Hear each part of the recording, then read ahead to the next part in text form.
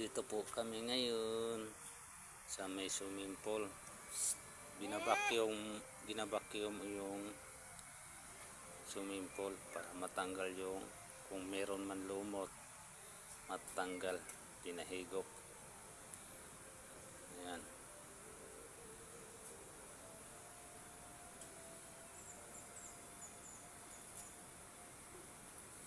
Yan lang pala ang gagawin sa may swimming pool.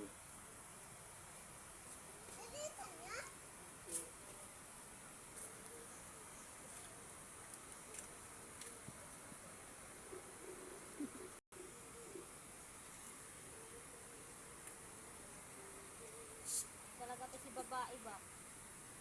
Masyalong tayo matagal. Muna, mahulog ka dyan.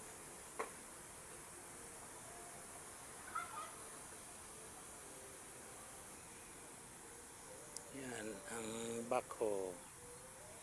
Ne!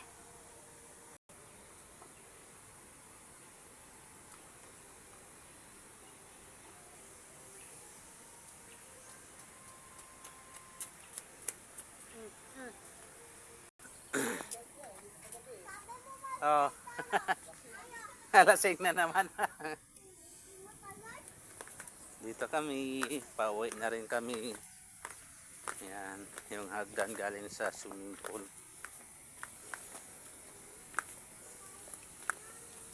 Yan, may manok pa sila dito. Ayun ang aking mag-iina. Ang bilis lumakad. Dito na kami ngayon sa may sapa banda. Ayan. Ito po yung sapa.